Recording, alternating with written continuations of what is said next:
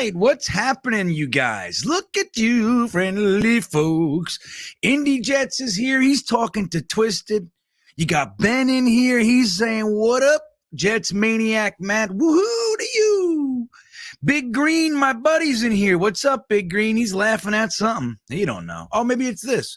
Think about this. If we get Brady and our O-line will be allowed to hold. Dude, that's the first legitimate point that anybody made to make me a little bit consider Brady. Little tiny bit, right? I don't give a shit winning and everything else.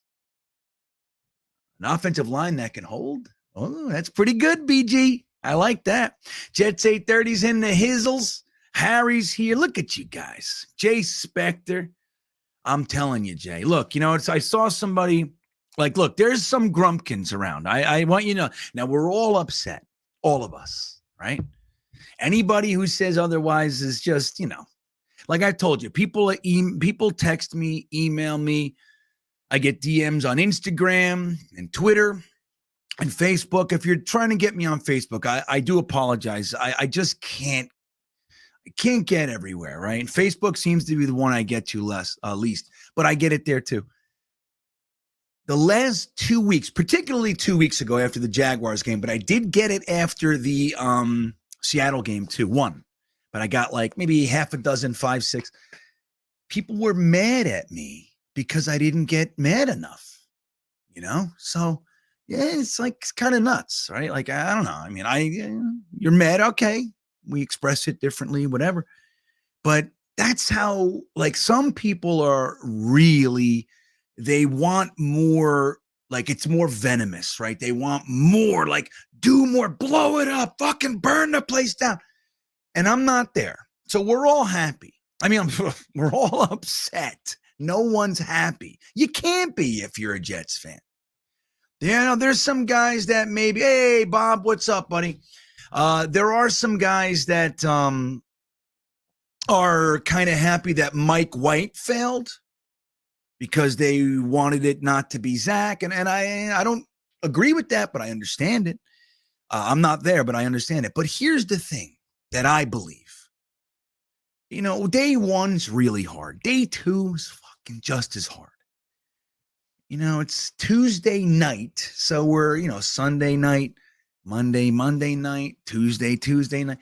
I'm at the place where right now that I've not only let go, but I've started to just kind of realize that I'm not going to ruin my entire life for this, right? I'm not. And I would like to try to make some humorous thing, what's the word? Not investments, inputtings. What's wrong with me?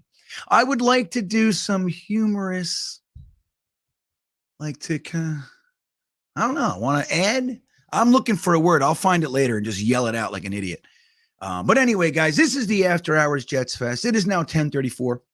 We just finished the Tuesday night Talking Jets panel with Matt O'Leary and Ryan at Jets Talk 24/7's channel. We spent about 2 hours or so over there. And now we come over here to GreenBean Jets fans page and we hang out a little bit, shoot the breeze. It's usually a little bit smaller of a crowd, a little bit quieter. And sometimes we even get into real life, right? We get into real life. Whether or not we'll do that tonight, I just don't know. But we do that sometimes. And this format allows us to do that. So if it's your first time here, welcome. Again, it's a little different. If it's not your first time here, welcome back, guys. I love you. Even the guys I argue with, dude, like some of my best friends in the world, growing, all through my life, we fight constantly. We disagree about everything. I love them. It's okay. My family's like that. So even when I say, geez, dude, cut the crap, it doesn't mean I don't like you. It's just where I am at that moment. You know what I mean? That's kind of how it is. And a lot of you guys relate. A lot of us are from that same chunk of earth, that same basic area where it's what it is, right? It doesn't mean we don't like each other if we argue and stuff like that. It's a term of endearment, right? If I don't like you, I don't even give a shit, right? That's kind of, indifference is when I don't like you, right? But I'm a believer that we try to make the best, the whole saying, if life hands you lemons, you know, go buy a taco. What is this? You make lemonade, right? So that's kind of what I'm doing. Like, even some people came into the stream before and said, what are you happy about? What the fuck is there to be so happy about? It's like, well, happy? Oh, I'm happy. You think I'm slap happy? I'm delirious. So that's the thing. We're going to try to help each other get through it. That's my role. If you don't need it, fine. If you want to continue the grump, plenty of guys out there continuing the grump. Trust me. And that's cool. If you want to do that, you'll find them. If you want to, like, hey, man, I don't want them to ruin my Wednesday too, then hang out and we'll talk constructively. We'll laugh a little bit and we'll see what's going on here. Mr. Pickle Pants is here. Jay-Z is here. I agree with you regarding the coaching staff. We need to keep it together. Yeah, and look, and while I say that, and thank you for agreeing with me, it's nice to have friends. It is. But the whole thing is this. I'm not saying keep them together because I think they're doing a rocket ship job through the stratosphere. I don't think that. But I do think that they have shown things and they have grown. Last year, I was really disheartened. And the first few games of this year, I was like, oh God, like we have the wrong staff. And then you see Dable, who out of the guys we interviewed, that whole crop that Joe Douglas interviewed, Dable was the guy. Like, I wanted Fitzgerald or Matt Campbell from Iowa State. Like, that's who I wanted. You know what I mean? And they didn't even interview him. Or I wanted Greg Roman. They didn't interview him either. So I was like, okay, well, there you go. I'm batting 1,000. So out of the guys we interviewed, though, I wanted Dable, clearly. Why? Because I thought his track record with taking a very, very raw and potentially bust Josh Allen, what he did with that guy it's a fucking great job, man. It's a great, and I thought, here we are. We're bringing, even if we had Sam, which at the time we did, if you want to talk about a guy to be a reclamation project with Sam, I mean, who better, right? And then if we do draft a quarterback, you got a young quarterback, Dable. He seemed like the guy. So when the beginning of this year, when we were floundering in Ravens, and I mean, then we won the Cleveland game, but then the Cincinnati game, it's the same stuff with the defense. I was like, oh no. But then you saw them overcome that. There was the receipts comment, right? What's up, Vervain? I see James and Twisted Stud City. Here you go. I never got to your thing. I'm sorry. I didn't see the opening. All right. Ryan kept cutting me off tonight anyway. So I felt I was a little nervous, maybe. But so anyway, I saw enough from the staff of overcoming that stuff, and I saw the potential. Don't forget, I say this all the time. I'm no Joe Blewett, right? I'm not Michael Nania, but I do watch the film, and I'm also not a complete idiot, right? So I watch things. I rewind it. I like to look at the offensive line, and the defensive line. It's kind of my area of interest other than the ball, right? But then I watch the play develop. I try to see what's happening. And I look at the line, if there's protection, and I look to see when their breaks are. When are there breaks in the routes? Where is it? What's the play? Right? What are they doing? Right? So it's a 2nd and 6. What are they doing? And I see, just as an example, I'll see a 5-step drop. And I see the quarterback looking downfield. You know, Zach a lot of time has a propensity to stare in one direction. Not always, but he does that a lot. But so even if he looks, like I see it, so there's 1 second, 2 second, and we're going into the 3-second range of time. That's enough. Maybe not, it's maybe not the Jets line of 2009, but it's enough. It's enough time. And then you look at the routes, and there's Garrett Wilson. He's got his guy beat. He's got to step on his guy. Maybe he's not wide open, but he's open. And then you look underneath, and there's a check down open. You got Michael Carter standing there. He's wide open. And you got Garrett Wilson about 12 yards down the field, and he's open. And the quarterback's looking, and he just doesn't pull the trigger. Now we're going into 3.5 force, and there's pressure, and he's got to run out. You don't know how many times something like that happens. And again, I'm not the biggest fan of the plays LaFleur chooses in specific situations. Quite frankly, it's maddening to me at times.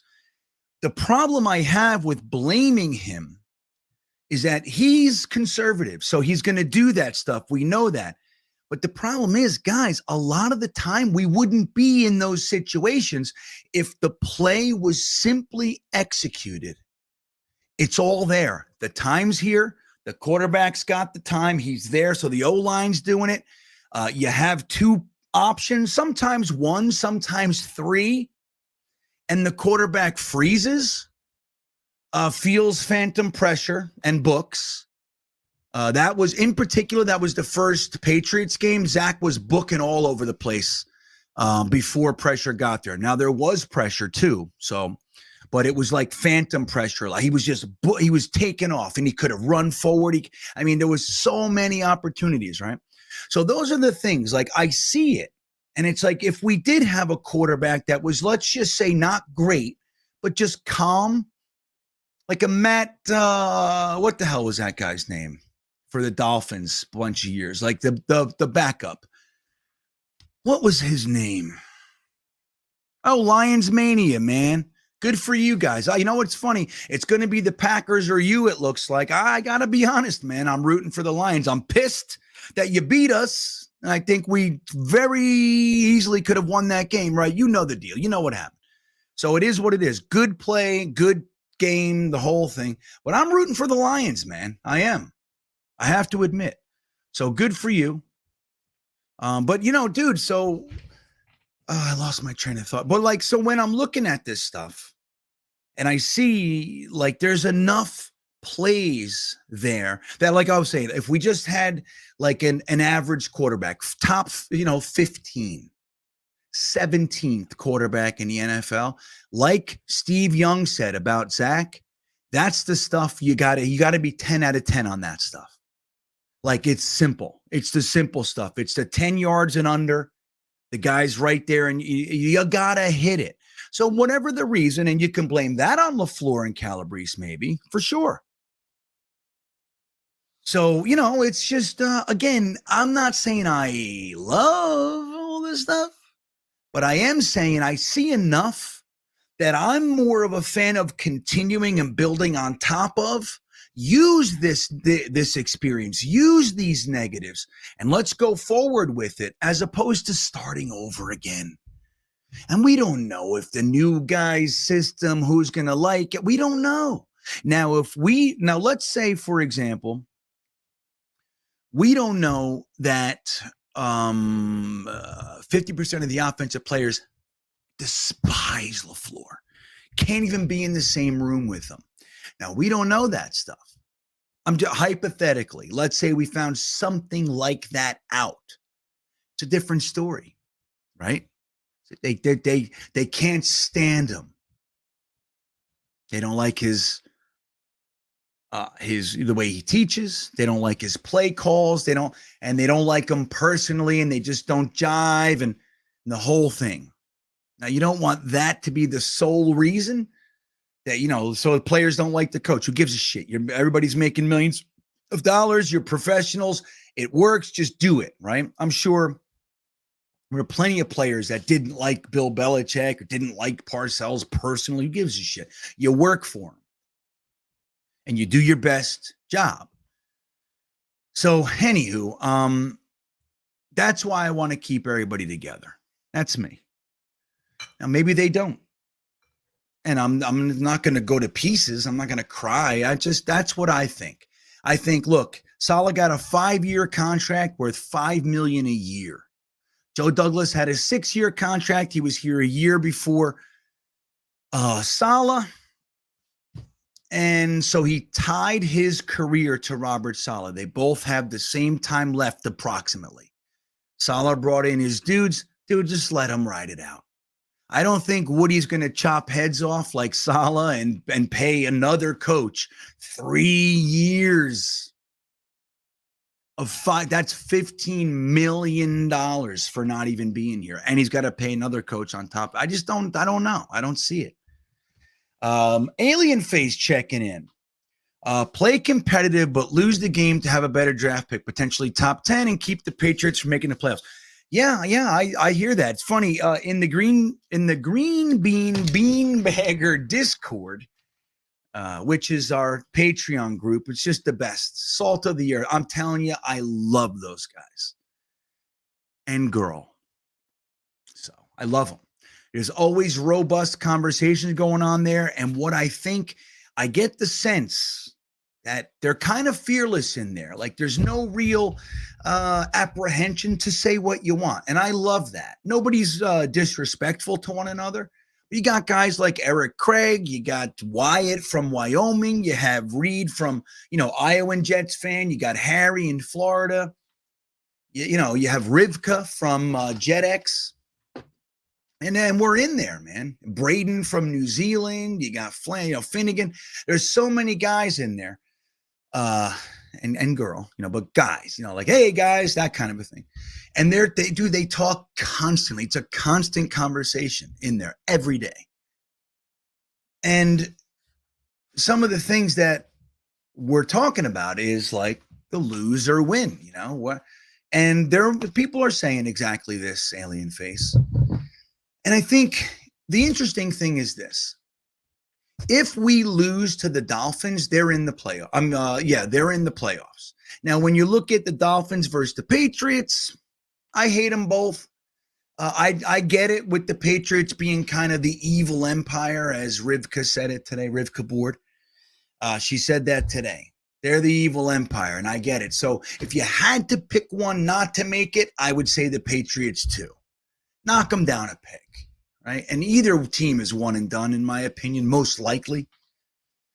So if you had to pick one, you'd choose the Dolphins to make it. But here's the interesting thing. If we lose to the Dolphins, they're in. If we beat the Dolphins and the Patriots lose to the Bills, the Steelers make it. I hate the Steelers too, right? But it's lesser of the evils. So, if we beat the Dolphins, if the Patriots win, they're in, yes. But if they lose to the Bills and the Steelers win, then they're in. You see what I mean? So without us beating the Dolphins, there's no chance for both. Theoretically, we beat the Dolphins, we could effectively be helping to knock out all of them. The Dolphins, the Jets, and the Patriots go home. We're already going home. I'd like to see it. So that's the thing, buddy. That's the thing. Paris, I'm a big advocate of replacing Robert Saleh because of his arrogance of not considering making upgrades with his coaching staff. Yeah, I don't know. I hear you. I do. I don't know if that's arrogance or not. I don't know if it's arrogance or if it's commitment. If it's support, not succumbing to the whims of, quite frankly, a very fickle fan base and media and market, right? Dude, we're like, let's call it like it is. We're swingy, man. We're swingy, right? We're emotional and we're all over the place. Not everybody, but a lot of us, and myself included. I can be swingy. Like I told you guys years ago when we went to shoot a pilot for Comedy Central in Los Angeles, was that 2004? So we flew out to LA and we did the whole, we shot it. But I had a skit that I wrote. For the most part, I wrote like maybe 80% of it or something. Sucks because the camera lighting was so bad we couldn't use it. But it was literally about. I was a Jets fan. I was on the couch watching a game. I had pork rinds and some other stuff, and I had my football. And the whole skit was about how completely bipolar watching a Jets game can be. like, what, this guy sucks. And it was the Testaverde era. So we were using that name, Testaverde, Curtis Martin, those kinds of things. And it was like, get the fuck, this guy sucks. Yeah, yeah, like that kind of stuff. And I did that not to make fun of anybody else. It was to use my own experience to point out, and I embellished, of course, for the sake of dramatic, interest. But but it was very, very true. It was very on point without, but still embellished somewhat. But that's the thing. It's like, it's really wimmy. Like, I've been in the stadium with people, and it's just, get this fucking bum out of here. Here's the what. And then he throws a touchdown pass and everybody's, high-fiving and yeah. Or 1 minute where, I love this guy. That's why I want it. And then he throws 2 picks and you get this guy off the field. And it's who we are, man. It's not easy being us. And I think if we had a little bit more winning sprinkled in there, maybe we would be a little bit more patient, a little bit lighter. Maybe. Now, again, I'll reiterate, I am not a fan of the social media connection thing. Like, we reach out to players who are struggling and we call them losers. I don't like that. I just don't like it. And fighting with our own players. We wonder why they don't want to play here and stuff. That kind of thing. Wonder why guys might not want to come here. And then even worse, this year, reaching out to players' families. I don't care what somebody's mom's political view. Honest to God, I don't know. I don't keep up with it. So I'm ignorant to some specifics there, but it doesn't matter. It's a player's mother, dude. Like, what are we doing? This is a 23-year-old kid, and you're reaching out to his mother, saying negative things about her son. Like, I don't know what we expect. I think that to me is crossing a line. I said that. I won't have to spend too much time on that. But that kind of, other than that, like, and then waiting after the game and, I don't know. There's an argument to be made that we should be able to do it. Again, my point, my side of it is we shouldn't be doing that. And if you are, like, what are you doing? Like, that's me. But that doesn't mean I'm right. It doesn't. But it does mean, like, hey, you're opening the can. And if you get your face popped, maybe that's part of the gig. Now, again, that happens. You see Joe Douglas and the whole thing, and, it's a whole whatever. But again, my feelings aren't that strong. I have my side of the argument. I feel pretty resolved. I'm resolved over here. Like, I feel committed. I hope that's the right word. I'm getting tired. But that doesn't mean I'm right. That's how I feel, and I'll share how I feel. But no matter how you slice it, we're a tough fan base, man. And even without all that shit, like, we've been tough forever. I'm telling you, I've been in the stadium, dozens and dozens of times, watching so many games. And a lot of that was disappointing failure. And the things that we'd say to teams, players, you suck, blah, blah, blah. It can't be easy here. I don't think they're doing that in Arizona. Maybe I'm wrong. But anyway, Jets Maniac Matt checking in. What's up? He's a beanbagger. He's our newest beanbagger. So thanks for hanging out, man. This just blows, man. It's a funny way to say it. It's very 80s, 90s. I don't know how old you are, Matt, but I think I saw it. I don't remember exactly, but it just feels like it blows. Need all the fans to not totally give up. Right. I don't know if you folks saw the home schedule for 23, but we need all you there. We'll get them. Yeah, man. The thing is with looking at the schedules, right? We don't know what any team's going to be 1 year to the next. I mean, look at how reversed our schedule and difficulty was this year. Look at it. We thought the front end, like I said, there were people saying 0-9, 1-8, 2-7, all that stuff. Even us, we were like, that's rough. Starting against the AFC North. Well, it turned out at the front half of the season, the AFC North was not exactly the juggernaut we're used to. We were 2-2 in the AFC North. And then we were looking at the later half, the Jags, the Lions, the Seahawks after trading Russell Wilson, Geno Smith, right? And look at it. It's crazy. So you never know, man. You can look at the schedule and be like, oh my God, it's such a this, it's such a that, or it's easy. Wow, we got the easiest this or that. And it doesn't mean that it is. You know, there have been years where, you know, we were bad and got like the second easiest schedule in the NFL. And it just so turned out that half of those teams turned it around and they were twice as good. We've seen that too.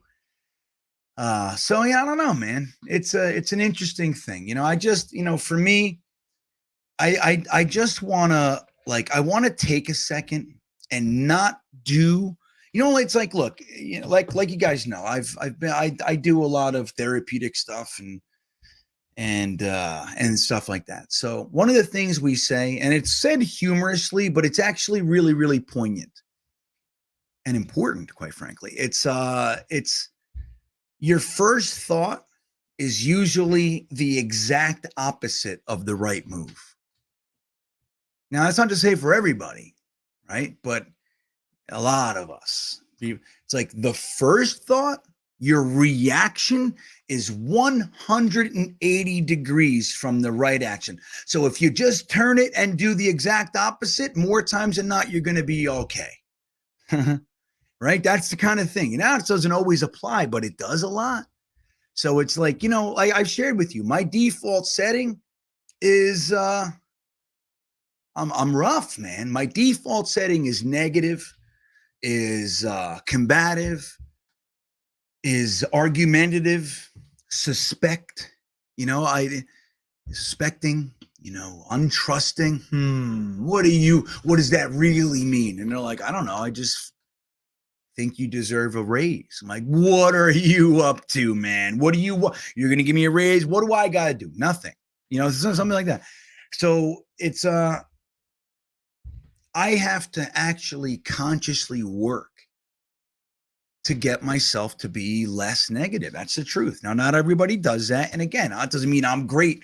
For me, if I don't want to be a negative Nancy all day long and think the entire world sucks and everybody's an asshole and nobody's worth trust, and then I need to do some things that I do. And I go, oh, okay, well, things aren't so bad. That's what I do. It's not easy. So I get it. So I totally get it. The Flipster checking in. I have a feeling this is a Dolphins fan just because of the name. Let's see. I'll apologize if I'm wrong. Let's just try and finish the season on a high note. Nope, I was wrong. Sorry. On a high note, regardless of draft position or Pats potentially getting in, why not try to sweep the Fins? Flipster, this is where I am. And like, look, I'm going to say this. I happen to be on that side. I want to win this last game. I want to sweep the Dolphins. There's a few reasons, but those are way up high. And like the thing is, again, we haven't won a division game in years. It's real nice. It's a nice,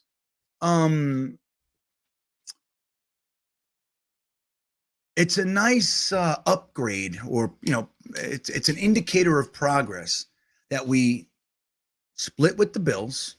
Should have fucking beaten the Pats at least once, right? The second game, come on. But then we swept the Dolphins. That's big.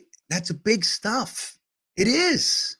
Now, again, I wish our wins weren't all front loaded.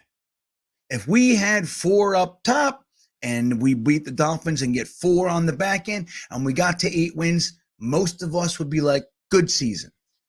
Good season. We were in the playoff hunt. We had a lot of hope. We had some fun. But the fact that we were so good up front, and then we won out of 6, right? We lost 5 in a row, so we're 1-6. And 1-7, something like that. It takes all the wind out of our wins, out of our wings. But the thing is, I'm with you. Like, why not sweep the, why not? Let's just continue to go forward as opposed to doing the same thing. Now, I'm not going to judge. I get it. Like I've told you, I've been rooting for losses the last week of the season, 11 of 12 years. Maybe, I can't remember, maybe 10 at best. At best. Usually I'm rooting for a tank from week 8. I want to lose every game. That sucks, man. And I'm tired of it, quite frankly. So I'm with you. I'm with you, man. And again, just like you said, if it's a little bit of positivity, a little bit, like for the Garrett Wilsons and Sauce Gardners and Jermaine Johnsons and Michael Clemens and Max Mitchell and Michael Carter, both of them, and those guys and DJ Reed. If it's just like, you know what, dude, all right, we lost track of the season, but we're not dead. In the what? Yes, we've missed the playoffs and everything, but we can snatch one little shred of positivity at the end. We swept our division rivals. And then on top of that, this game, if we win it, the all-time record is even. 57-57-1. That's what it is. What's up, Dom? See? Look at my buddy Dom. He says, squish the fish, no matter what the draft selection ramifications are. Yeah, and look, again, Dom, I think you might agree with me. If we're talking about we're going to be at the 5th pick or we lose and we're at the 1st pick or something like that, I'm in. That's what we've been doing for years. I'm totally in. I get it. I wanted to tank for Trevor. Trevor Lawrence was the only quarterback in that draft I felt was kind of a sure thing. Nobody is, but I felt like he was. Justin Fields, Zach Wilson, Trey Lance, to be honest, Mac Jones, Kyle Trask. I kind of had all of them pretty much lumped up, pretty much. At number 2, if we were going to take a quarterback, I thought Zach Wilson, Justin Fields, or Trey Lance. If we slid back a little bit, I thought whoever, Justin Fields, Trey Lance, Mac Jones, even Kyle Trask. I don't know. Who knows? But that's where I was. I liked Kellen Mond a little bit later if you wanted to wait till later and get a Kellen Mond. Keep Sammy, get a Kellen Mond, that kind of stuff. Like keep Sam, trade back, get the 3 first, take Kellen Mond with your 2nd to make sure you get him. And you have, you have 1sts and 3rds and all this stuff. You know what I mean? As an option. But I'm with you, Dom. It's like at this point, dude, let's just keep going forward. Let's just keep going forward. We'll get a good player in the 1st round. We're going to get good players, man. As long as we draft right. Joe Douglas has proven that he has a good odds of getting us a good player. 2020, you can make a case. Right? And we don't know what those guys, the Mimses, the Bectons, we don't know what their career is ultimately going to be. Clearly, we got some rocks to navigate through. But anyway, it's just like, we don't know what those. Clearly, they're talented. Clearly. Well, let's see. Let's see what happens. But the 2021 class is riddled out. The Zach, you got AVT. You got Elijah Moore. I don't know why Mike LaFleur can't figure out how to get Elijah Moore in the game. It's ridiculous to me. That's one of the knocks on LaFleur from my vantage point. It's kind of ridiculous. GreenBean, how long, GreenBean? Oh, I don't know, Matt. Please don't do it to me, buddy. You're just as good as I am. You're this. I used to look at you as my sage, brother. Well, don't flip that on me. It makes me crazy. It's like, I don't know. I can't handle Matthias Simon flipping it on me. I don't know if I can handle that. I need you. Let's see. I'm going to scroll down a little bit. I see lots of good comments. Somebody in the chat said JD thought Brian Dable wasn't ready 2 years ago. Well, maybe he wasn't 2 years ago. I don't know. I mean, we don't know. I doubt it.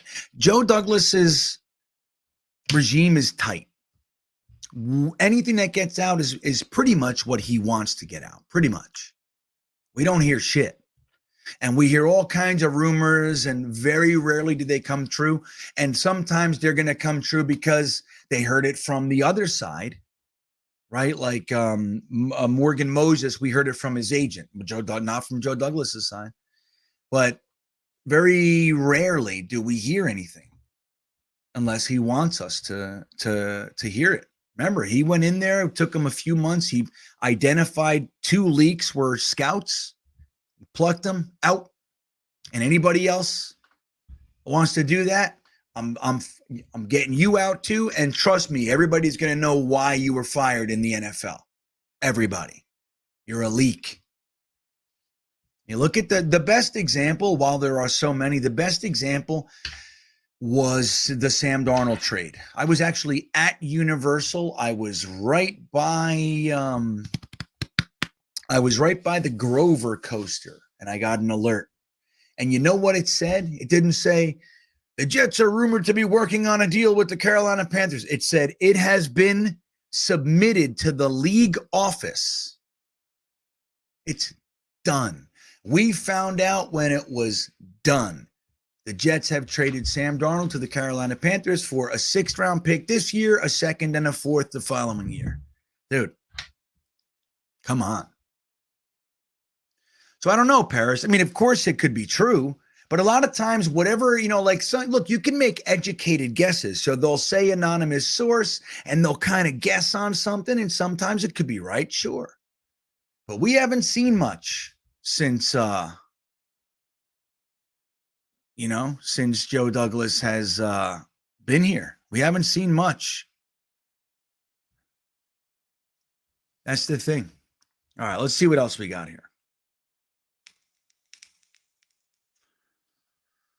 New York Jets fan 4, what's up? But quickly, he says, guys, what do we always say? We can never give up. We say you can never give up no matter what or how hard it is. Being a Jets fan is the hardest. But guys, let's stay positive and not give up now. I'm with you, man. Like, dude, if you just remove the fact that it's a late season collapse, I get it. Believe me. But if you just look at things, again, I am one who believes strongly that if our quarterback, Zach, Mike White, Strebler, Flacco, or somebody else, if we could have gotten 65% completion percentage, I think we're a 9-10 win team. Easy. Easy. That's what I think. Whew, it's so frustrating.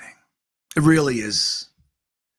You guys are the best, man. And it just sucks. And now we got to eat these shit sandwiches all off season. I'm just so sick of it. I really am. But firing everybody, I don't know if that's the right move, everybody. Midnight Mike Show. What's up? You got a show, Mike? Where are you? Midnight Mike Show. You on YouTube? You got to promote Midnight Mike. I heard you went to Central. I went to Brooklyn. Hey, there you go. And Parsippany Hills, although I went in the 90s. Love the content. I graduated in 91, dude. So I was there, kind of. I went to Parsippany High. So what he's saying, guys, Parsippany is a big town. Big. So it's split. The high schools and schools it's split into 2 sides. There's Parsippany High School and Parsippany Hills High School. Like he's saying, Par Hills. My junior high school was Central Junior High. He was Brooklawn. You want to know the truth of it? And Midnight Mike, you'll corroborate. They were known as the upper class. If there's that's what they were. They had more money over there. They wore more sweaters. Their auditorium was nicer. Like, you know what I mean? It's just the whole thing. We were the lower class. We were fine. But again, I told you, my little group, now I was the lower class chunk of the lower class side of Parsippany. I was in Lake Hiawatha. So Lake Hiawatha is a 1 square mile town that is, it's its own town, but it's underneath Parsippany. We don't have our own cops. We don't have our own high school. So Parsippany Police patrolled it, and Parsippany High School is where we went.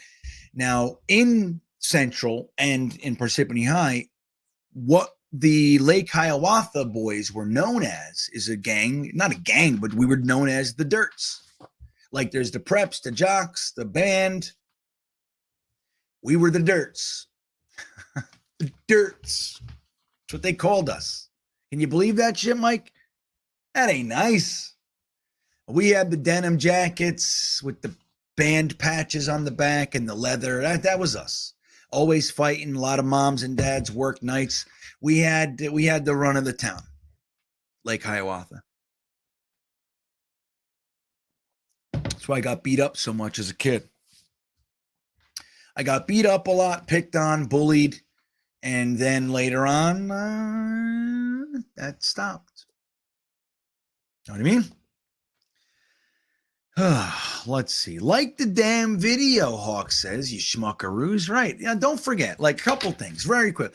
If you're here, go ahead and hit the like button, unless you hate me, in which case, then don't. You know what I mean? If you haven't subscribed to the channel, it's really helpful if you do. Again, I just passed 9,900, so I need 95 subscribers to get to that goal. Now we're, what is it, January 3rd? So we're 3 days past my original goal of December 31st, which is my 2-year anniversary. But dude, we're only 95 away. I got like 45 or so. I was at 35 in the past couple of days. So if we could get that to 90, you get that 95, get me to 10,000, that would be really killer. Really killer, man. And I'm grateful, dude, and I appreciate it. The other thing is, if you want more GreenBean, if you want access and really cool, fun stuff, man, we do classic video game, classic Jets games, rewatch parties. We do all 22 breakdowns, fun stuff, in my opinion. And there's a Discord, and and your name gets put on the videos and stuff. All kinds of cool stuff. If you're a tier 3, you get t-shirts and you get a spot on the Thursday Thick of It, which this year I got like 5 more tier 3s that have never been on that we're going to get on this year, this next couple months. So you can do that. The link is in the description. But guys, if you want to just have a membership that applies to the stream, I just added another emoji. You want to see the emojis that are coming? Well, you can hit the join button, and that gets you in the stream beans. You get a free super chat or 2 each month, and then you get all access to all the emojis. Thing is, I didn't know this, but YouTube limits how many emojis I can add until I get more members. So I think I have like 11 members, I think, right now, 10. So I only have like 8 emojis that I can add. And then when it says 5 more to the next emoji. So I don't know, but I can't add more. I have a whole bunch. I'm going to show you guys something. You ready? You're the first people to ever see this outside of my wife and I, of course. But I'm going to show you guys right now. These are the emojis that are coming. Now, I have some emojis in there. Truth is, Ryan made some of those. Ryan from Jets Talk 24/7. He made some of them. I love Ryan, dude. He takes time out of his day and does that for me. Amazing. He's just the best. So some of the ones that are in there now, Ryan made. Actually, all of them that are in there now, Ryan made. But so I have a few more being made by a professional. Let's see. Did it come in here? Wait, hold on.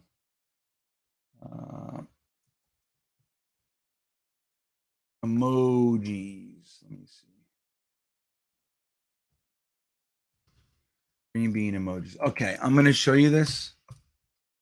So there's still a couple things to work out, but you guys are now going to be the first people to ever see my upcoming emojis. And again, this is I was asked to make this by you guys. I did a poll for the name. You guys picked it. So we're going to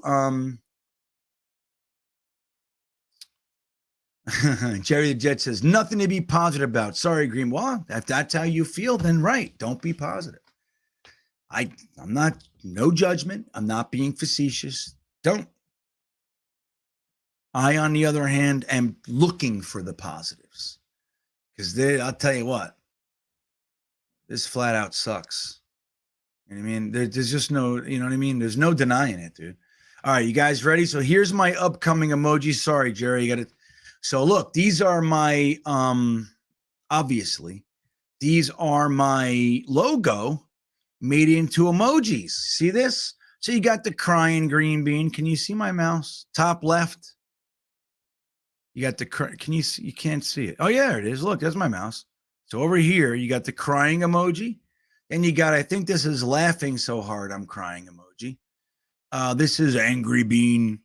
But I think this thing right here, I had to ask what that was. I don't know what the hell this is. And the kids tell me, oh, yeah, that's an anime symbol. It means angry. Oh, okay, I'll trust you. Here's fire. And I'm pointing to what's on, hey, that's fire over there. This is just, hey, fire. I'm seeing, whatever I'm looking at is fire. Look, an updated freeze bean. Look at that, guys. You see it? Updated freeze bean. This is just a standard deal. Go over here. What's this one? This is something. Hey, how you doing? Like one of those. I'm sleeping over here. These are things that we say. And look, I did an emoji of a very, very young Fireman Ed. Right? That's in honor of. I'm gonna send this to him too. Then you got the Facebook symbol, but a little bit different. A little different, right? So there you go. Then you got this, same old Jets. You got a little sauce bottle. And I think that's it. Not too bad, right? So those are the upcoming emojis that you guys will get, in addition to the emojis that are in there. So yeah, I'm trying to, as time goes, the more members I get, the more stuff I can add for you guys. There's one more. Let me show you one more. Let me see here. I'll show you one more. Let me see. Where is it? Come on, you. All right, let's see if I can share this with you guys. All right, so that's that. Hope you like them. And, it's everything. We're working it out. We're getting it all done. All right, so here's this. So you see that? That's another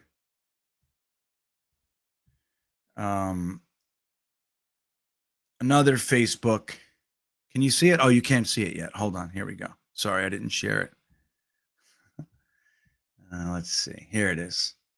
So you got the Facebook middle finger straight up, and then you got this one. So it's like if you're doing it to the side, hey, go to hell, you. So there you go. There it is. So that's what we're working on. And it's all for my GreenBean members. Julio Guzman. I feel like I've been traveling from podcast to podcast getting therapy. I've been a fan since 81, and the pain still hurts the same. Heartbreaking. Dude, let me tell you, just to be clear, I'm with you. I really am. I can't believe the showing that we had, both in Jacksonville. I think Detroit, wasn't perfect, but we played well in the first half. Zach was pretty good. And I thought if he continues that in the second half, we got this. Now, he did have the one drive where we scored, so that was positive too. But that third quarter and most of the fourth felt just like the Patriot. It was like, oh my God, what happened? Now the defense held them to whatever. And then because the offense couldn't take advantage of all the times the defense gave them the ball back, that one play was enough to fucking beat us. I can't. And then we got close because of some miracle plays by Zach and Elijah Moore. And we got but Greg Zuerlein, who's totally capable of hitting that, shanked it from the word go. Kills me. Doesn't it kill you? But the Jaguars game, man, and the Seahawks game, I'm like blown away with the lack of oomph. And like was said in the previous stream, man, it gives you the indication that like the 4th and inches play against Detroit stole our soul. That was it. That was the end. We could not take another tough loss. Like, dude, tough losses. The first New England game, tough loss. We were within striking distance, like of winning that game the whole game. We could have won that game. We had a pick six called back, like so we were up. That would have been 17-3. Like so many things. Remember? Then the second New England game, 3 points the whole game. It's 3-3. We're about to go to overtime with a few seconds left, and they get a damn kick, a punt return. It's like crazy, right? This stuff wears on you. Then it's like the Vikings, we take them to the wire in their house. 6 times in the red zone, can't convert. Dropped touchdown pass at the end of the game. Dropped right here. Perfect. Or perfect enough. Garrett Wilson runs his steps on a little tiny little pinky toe out of bounds. Like stuff like that. You add that up, it starts to have an effect. 1 score against Buffalo. Think about it. We were going into the half 0-0, whatever it was.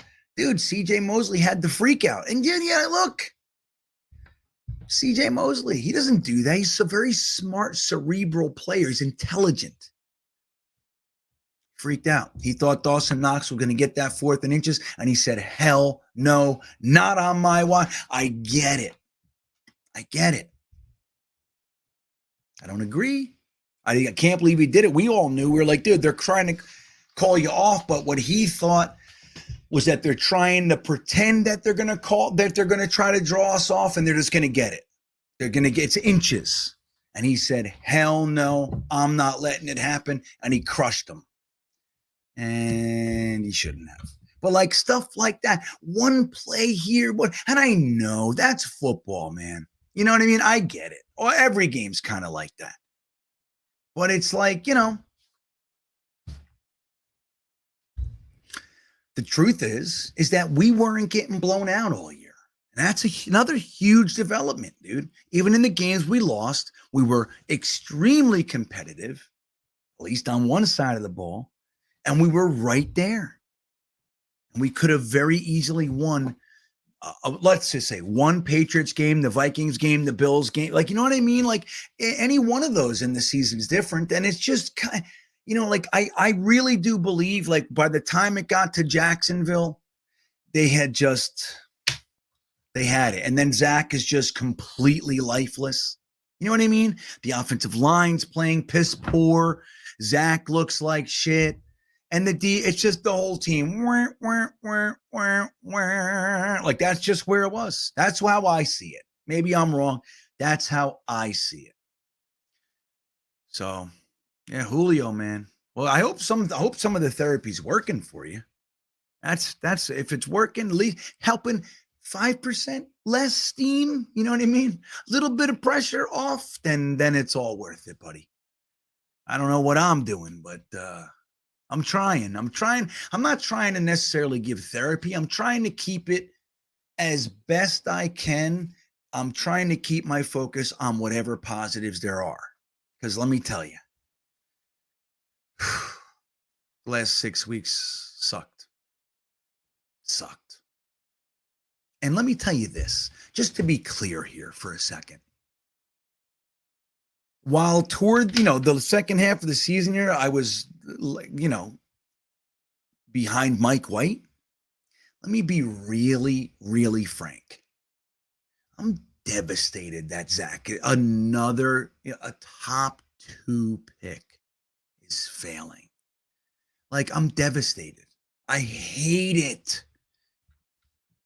I hate the whole association to previous Jets organizations. Give Mark Sanchez and Geno Smith and fucking Hackenberg and just Ken O'Brien. I'm just so sick of it. Browning Nagel, Sammy, I'm sick of it. If for nothing else, aside from the fact that we would get to have a damn quarterback for a minute, aside from all that, I'm just so sick of the jargon, the rhetoric coming our way. Dude, I'm devastated Zach didn't make it. Believe Me. I'm not fucking happy. Again, I was not a Zach guy in the draft, but I wasn't a Zach hater either. I liked Justin Fields as much as I liked Zach, as much as I liked Trey. I like Justin Fields and Zach a little bit more than Trey Lance. Spooked me a little bit, but I thought, okay, if that's the guy, it's big, strong, mobile, accurate. He just hasn't played a lot. He's got all the tools. If you like him, then you like him. You know what I mean? But I would have definitely traded back. Definitely, 100%. I would have called the Niners here and that. I would have said, hey, where are your guys? Come on up to 2. Don't worry about 3. We'll give you the same deal. Maybe you throw in a 6th, a 7th. Give me a 7th and I'll get, you know what I mean? I would have given him the same deal. 3 firsts and a 3rd, more than enough. Come on up. Come on up. I'll go back to 12. And look, we could have taken Justin Fields there.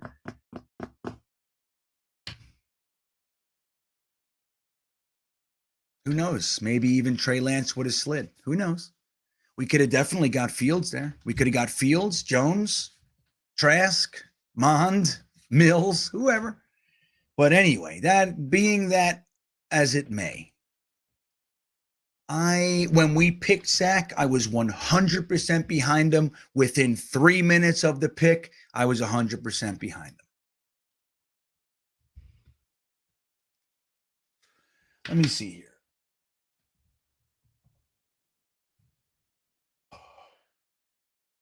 Let me see if I have this.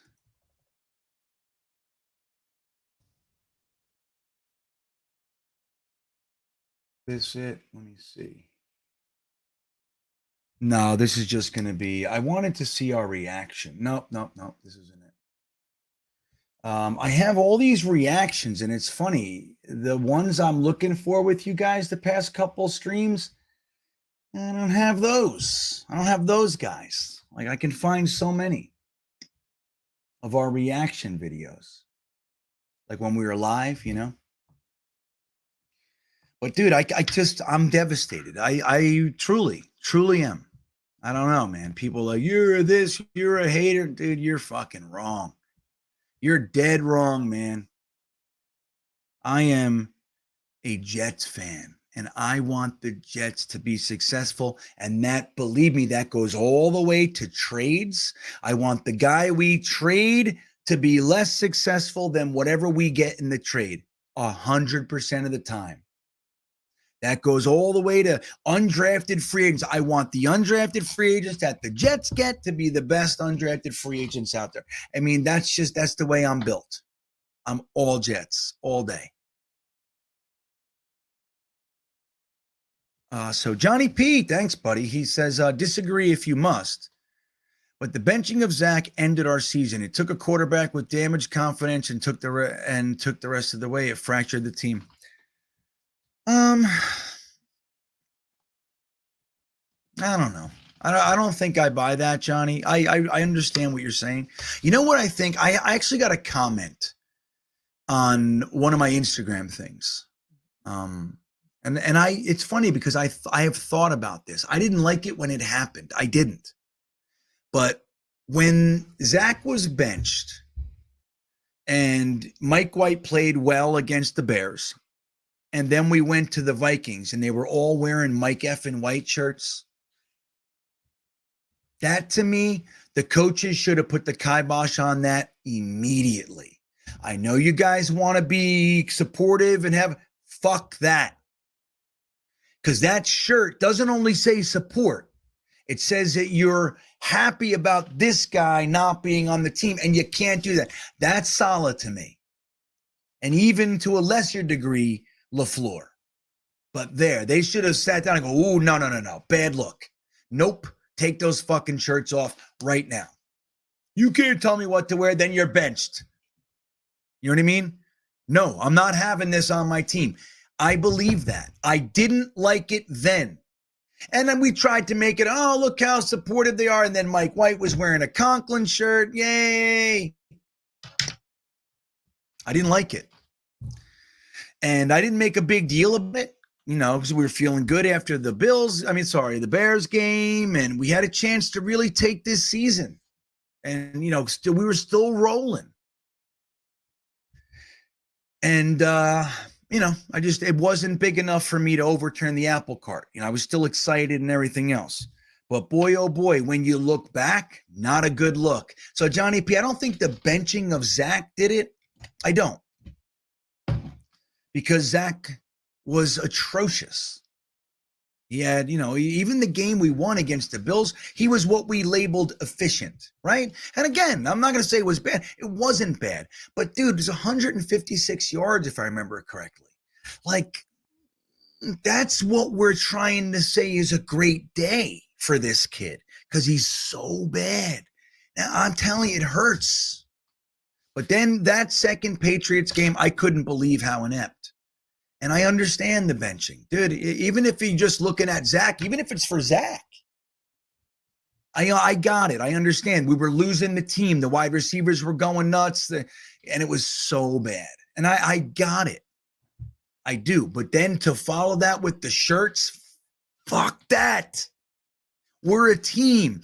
Everybody on this team. If Sherwood comes in for Quincy Williams, and are you going to get Sherwood shirts? No, dude, because that's disrespectful to Quincy. You don't do that. That's me. And Salah, hopefully he learned from that. Like, yeah, I didn't love it, but learn from it. You are the leader. You set the tone and you say no. And you can't have this idea that, they're grown men. They can wear what they want. No. Not in my facility, not on my team. I am the boss. I am the be-all, end-all in here. If you want to walk in this place, you do X, you do Y, and then you don't do Z. And if they're doing it, they don't come in. You see what I mean? That kind of a thing. I think Salah could have handled that.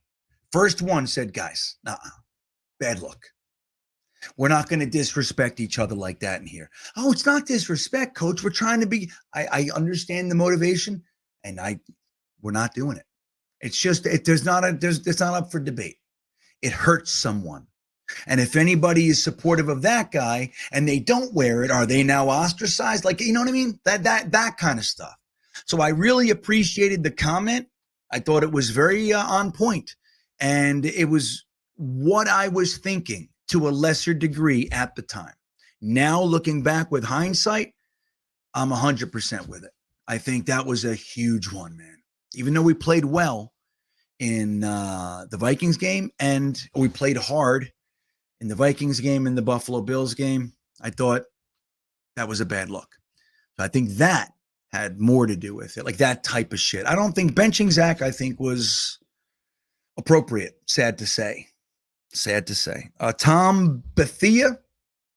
Thank you, Tom. What are your thoughts on draft quarterbacks, Richardson? Well, here's the sad thing as far as, your super chat. I haven't really taken a minute and looked. I haven't been able to watch much college ball this year. Not even UVA. I don't even know what's happening. Very, very little. But the truth is, Tom, I'm really hoping that we don't use our first pick on a quarterback. I'm really hoping.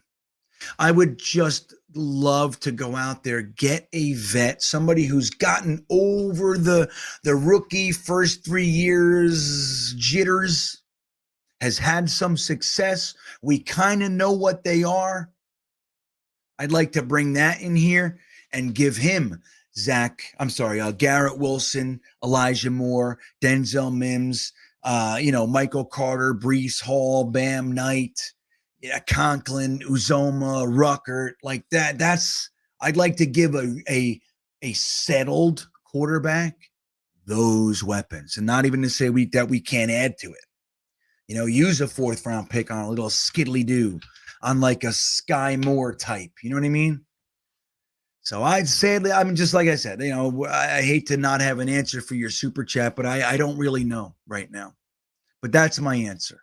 I want a vet. So, I'm definitely going to be looking at him. I told you, man, I'm not letting myself dig in with any real vigor until after this game.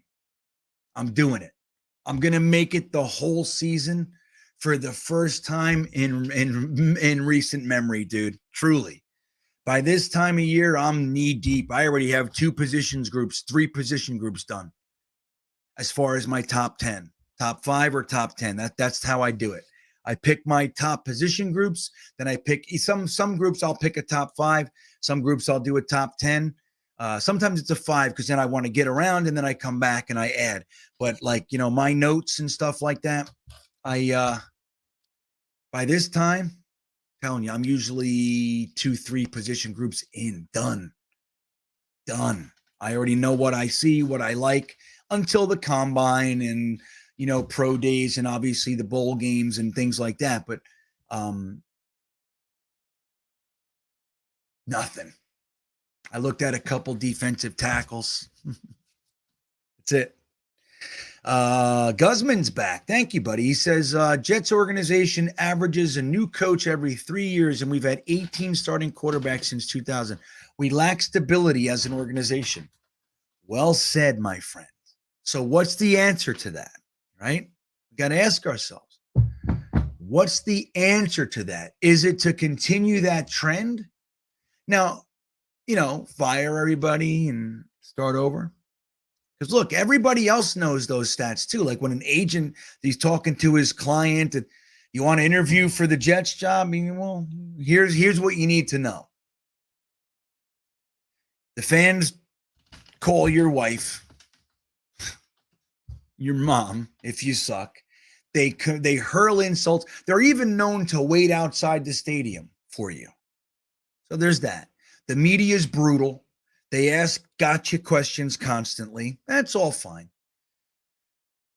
But on top of that, even if you have a 5-year contract, they tend to fire you after 2 years, 3 years. You know what I mean? Like what you're saying, every 3 years, they average a new coach every 3 years. So you're not going to, even if they tell you they're going to give you 5 years, more than likely, if you're not doing exceedingly well, they're going to cut you after 2 or 3. You know what I mean? That's not a good look. I wanted to remind you, this show is sponsored by Liquid IV. Absolute best in hydration drinks. It's a powder. Let me show you. Where is it? I don't have it in. I don't have it over here. I have my box. This is a full box. I don't want to. Oh, I could do this. Here's what they are. Get a bottle of water. You pour this little fella in there. What is it? Come on, focus. It's a hydration multiplier using CTT technology, which is cellular transport technology. Essentially, what this does, and clinical tests support this. It makes 1 bottle of water into the hydration impact of 3 bottles of water. It tastes great. I'm a lemon lime fan. I also had another one the other day that was pretty good. And I just got the energy ones recently. I haven't been able to try one, but I'm going to do that too. And guys, if you look at the link in the description, takes you right to the website. Pick which one you want. Flavors are good as Gatorade or whatever else, and it's the whole idea behind it is that it's more impactful than the other pre-bottled drinks. And if you go through the website, you like something, you buy something, you use my promo code at the end in checkout, which is GreenBean Jetsfan, and you save 20%. 20% off just for writing in GreenBean Jetsfan. Like Sully drinks this stuff constantly. Every time I bring it up, he's like, I'm literally drinking it right now. There it is. Liquid IV. See, 1 bottle of water turns to 3. And why not? If you're going to buy it, why not save 20%? I drink it. Let me tell you something.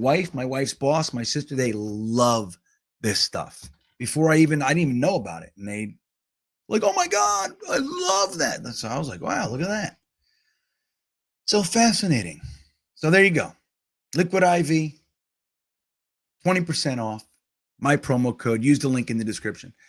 So yeah, man. I mean, dude, 18 starting quarterbacks. Like, it sucks that we have another one. That's, but I'll tell you what, it's not our fault, but we're not helping. That's what I'm going to say. We're not helping. Remember during the Jaguars game, there was a couple Jaguars fans in our chat for the live stream, and they were saying, you guys are terrible.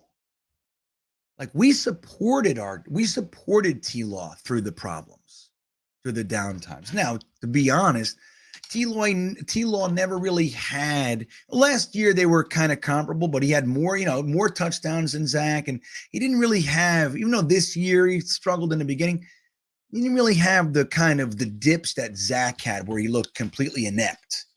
You know what I mean? He struggled, but he didn't look inept. So there's that. At the same time, they were like, I can't believe how quickly you're like venomously hating this guy.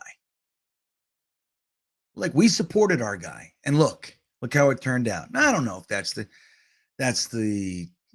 what the difference was, but we can't be helping. Kill yourself. I don't know how much that stuff helps, right? Julio Guzman checking in again. Thanks, buddy. He says, you need to have thick skin to play in New York. Yeah. But here's the thing.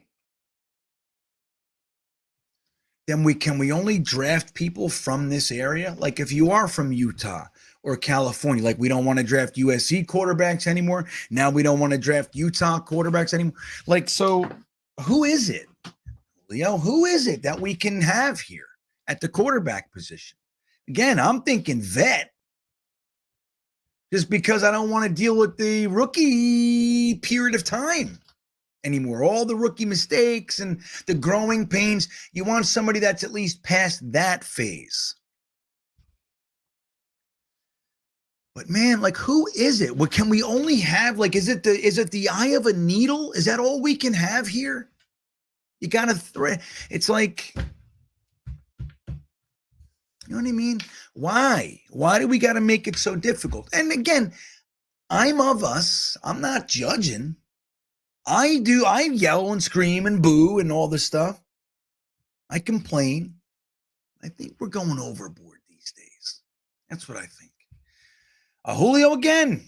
Thank you, buddy. You're gonna pay my rent, as they say. Wilson not being accepting accountability was the final nail in the coffin. You know what sucks about that? I don't disagree. What sucks about that, if you listen to the whole interview, which at least, I don't know, 3 out of 4 people never do. They look for the headline and they go, what's fucked up? That's what they do. Listen to the whole interview. Obviously, it's right after the game. He's obviously frustrated. He's obviously upset. He's not happy, disappointed. All those things are there. And they're asking him questions. Do you think, like Garrett Wilson, it looked like Denzel Mims was visibly disappointed in you? And he goes, hey, man, he goes, guys, we communicate. I know when they're upset. They know when I'm upset. Things happen back and forth. And he's like answering it with a little touch of kind of snide, little bit. He's pissed, but he's answering the questions fine. They asked him that same question, I think it was 3 times, in a different way. Do you think this person's disappointed with you? Your play's so bad. Do you think these guys are disappointed with you? He got through the first 2, and then they asked him again toward the end of the interview, do you think you let the defense down? You think they're upset? He said no and walked away.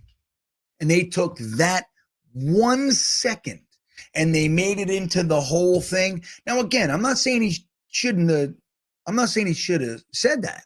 I'm saying that maybe we give him a little bit of slack. You know what I mean? A little bit. Can we just give the kid a little bit of slack? Like, they went right to it. They grabbed it, went into the locker room. Zach Wilson said he's not really upset. He doesn't think it's his fault that he let you down. They're like, oh, he did he? And they're all it's like this whole thing. And that's what they do. These guys would rather, most of them, they would rather like overturn the whole organization for the story than to see a young kid get through a difficult time. I'm telling you, dude, I've seen it time and time and time again. It's like when people come in here and go, I like Cimini. Well, you're a fucking idiot. How's that sound? You like guys that purposely try to upset and may create and exacerbate negative situations in the organization? Then you're a drama whore. I don't know what to tell you, man, but that's what they're doing. So again, I'm not saying that Zach should have said it. I'm not saying it was right. I'm not defending it, but I understand. You see the difference? I understand how it got there. The problem is he didn't see it. He didn't see the build. He didn't see them coming at him from up and down. They didn't see it because he was upset. They knew it. There was blood in the water, and they got their bite, and they ran with it, and they made it into a huge, huge story, man. Thing is, I think the bigger story was, boy, oh boy, did he suck in that game, right? Excuse me.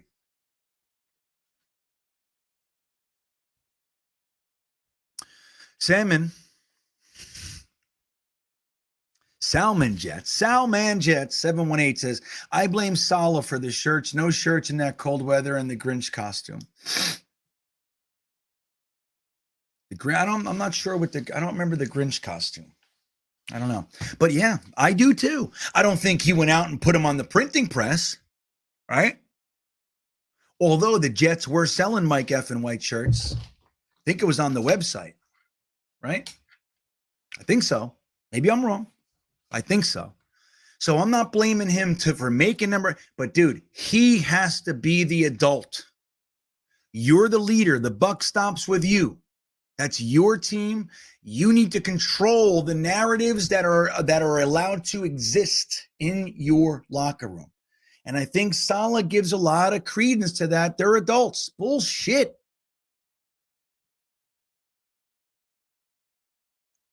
You saw it. He doesn't think guys need to be motivated. They get to play a kid's game for a king's ransom. If I have to motivate the guy that blah, blah, blah, blah. Did you see how flat the team was? So clearly, they didn't self-motivate. They need to be inspired. They need to know that jobs are on the line. They need to know these things. This guy responds to negative reinforcement. This guy responds to positive reinforcement. You got to know that. You have to learn your team, and you have to know how to reach them. That's Parcells, dude. That's his specialty. He knows how to reach everybody. Now, a lot of what he did, he had a hammer a lot, but he knows how to reach people, how to get underneath them and inspire them. That's what he knows how to do. Again, I have lots of problems with his buying of the groceries, but you can't deny his effectiveness on the field, dude, and in the locker room. Cannot do it. And one of the things he's known for doing is identifying how each guy needs to be spoken to. Salah, now he's new, so we don't know. In 5 years, he might be the best in the world. We know he's got the ability to inspire. We know that. People want to run through walls for him. But that only goes so far. It's like Rex Ryan. Rex Ryan, dude, came into this organization, and it was like a shot of adrenaline in the ass.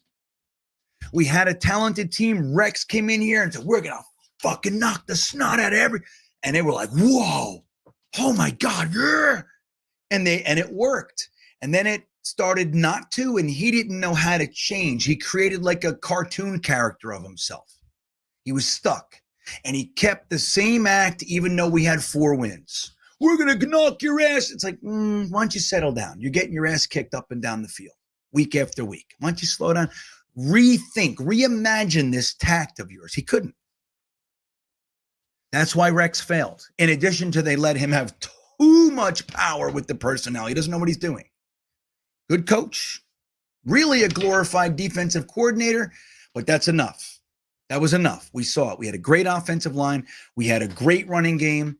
We had a decent quarterback with the propensity to turn the ball over, but he was good enough. And we had fantastic wide receivers. Keep the band together. And we had the number 1 defense in the NFL until he started dismantling it. And he could have totally if he was just the coach and Tannenbaum had a sack and he knew what he was doing, he'd been around a while at that point. Make your own decisions, dude. Then once they got Tanny out of here, do you think Idzik came in here? He was like grateful to even get considered for a general manager job. Nobody else with any worth their salt was going to take it. So Idzik came in. You think he, just because he had the title of GM, that he was somehow above Rex? Get the fuck out. Rex had been here 4 years already. He had Woody's year. He got Tanny fired. How did he live through that and Tannenbaum didn't? Because Rex distanced himself from the issues, Tebow and all other stuff, and he just, not my fault, man. I'm just over here trying to coach. Baloney. You think Idzik came into this organization and decided to forego the best wide receiver draft in NFL history with Brandon Cooks and numerous guys, Calvin Benjamin, all these guys sitting there, and we took a safety? You think that's Idzik? The year before, you think that Idzik decided to replace Revis with a cornerback and a perpetually injured cornerback and a defensive tackle with our first 2 picks? You think that was Idzik? Idzik came out of the box just picking exactly like Rex? Baloney. So that's the thing. That's the whole thing.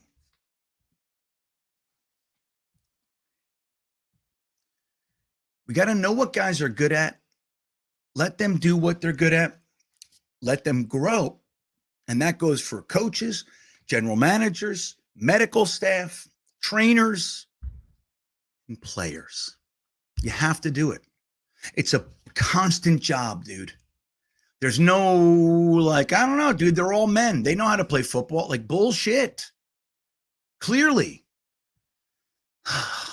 Johnny P, thank you, buddy. He says, agree totally on the shirts, but also we could have started Zach in a get-right game. Zach can win in many more ways than white legs off schedule. Like with legs, you mean?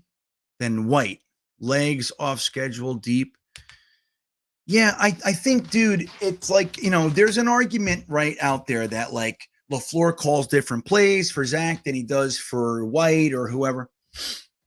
And that, I think there's some validity to that. They're different quarterbacks. So, of course, it's going to be different, at least to some degree. But I think the real problem is that he cannot hit 5-yard screens, 10-yard slants. He can't, not with any consistency. So it takes the wind out of anything that you're trying to do. That's the problem I had. Dude, I supported Zach the entirety of last year, never wanted a bench. I actually got into fights with people. He said, you need to get your vet in there and win. I said, no. This whole year is to develop this kid. Take it, the lows, the high. I supported him the whole year, and I did it again this year. While stating I was concerned, I got called a hater. I wasn't hating on, I was supporting him. I was saying, guys, I don't know, man. I'm nervous. Why can't I say that without being called a hater? So we should all go, either I'm nervous too, or like, hey, here's why you shouldn't be nervous. What the fuck is this? You're a hater. Fuck out of here. But yeah, man, it's just like when you see it though, Johnny, you see it. It's like, wow. Look, again, Steve Young finally watched a full Zach game and went, ooh, wow. He needs to sit. He's regressing. He's terrible. He said that the passes that he was missing, he's supposed to be 10 for 10. That's Steve Young's words. Those are 10 for 10 passes. Now, Zach can do the crazy stuff, but that's the thing. Like, yeah, Zach, he's got so much talent, dude. I don't think anybody's saying otherwise. And he's got the intellect. He's got the work ethic. It's all there. It's all there. Something's up here. You can't hit the simple things. Something's wrong. And that's usually too much thinking. He's stuck. That kind of stuff. He's afraid. All those things can ruin you. Julio Guzman, White was still hurt against his. I know. I agree. I do.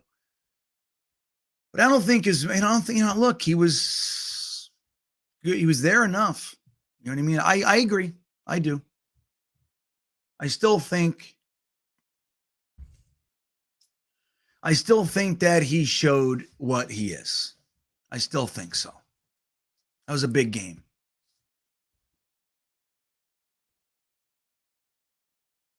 You know, it's fucking tough, man.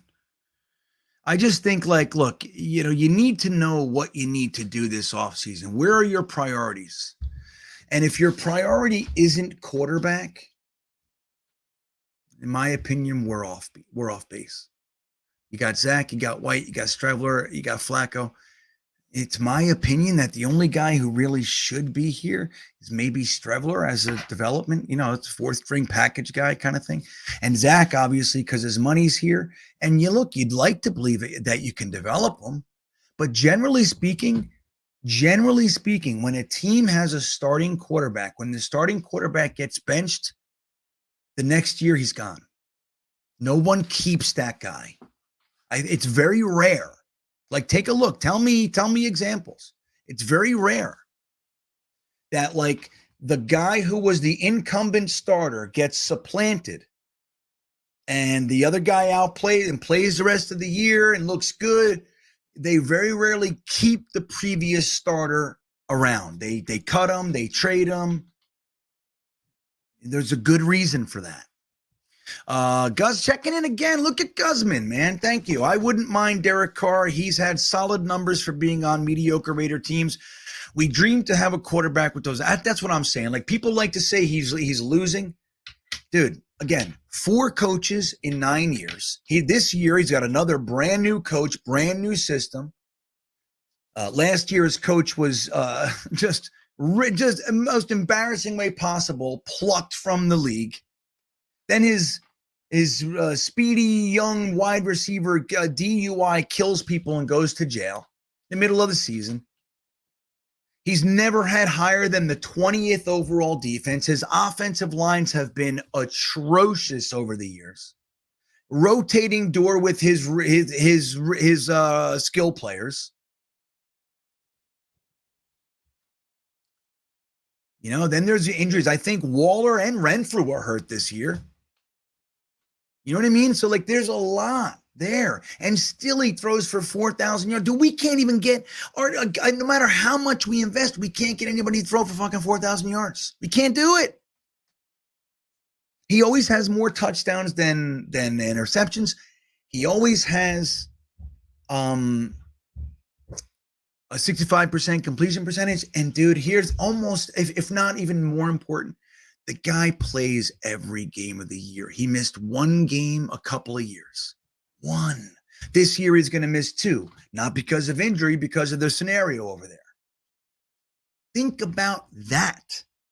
Having a quarterback that plays the whole season and throws for $4,000. Whoop, hold on. Hey, hold on. Wait a second. I'm coming back.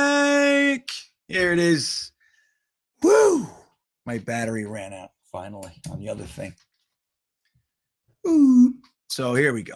Anyway, I understand people say he wears mascara, he can't play in the cold weather. Here's my thoughts on the cold weather thing. He plays in warm weather, right? That's his home turf. So he plays 8 games in warm weather.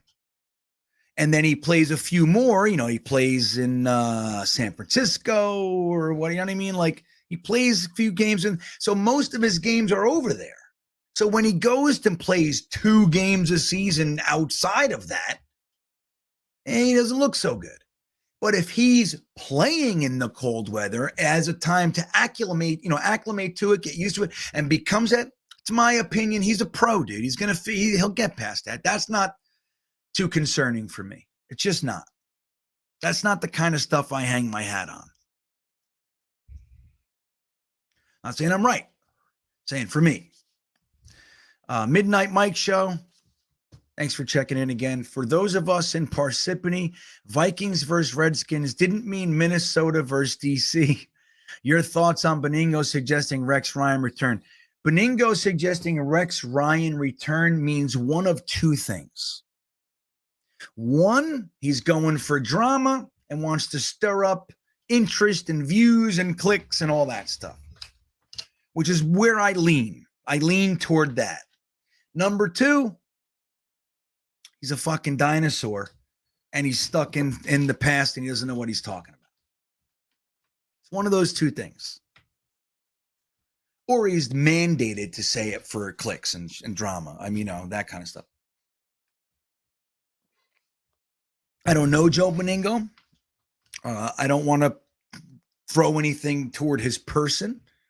I used to listen. I remember when Joe was a caller, right? I remember that. Joe from somewhere. I don't remember. He was a good caller, and then they gave him a show. I think that's the coolest thing in the world, dude. I really do.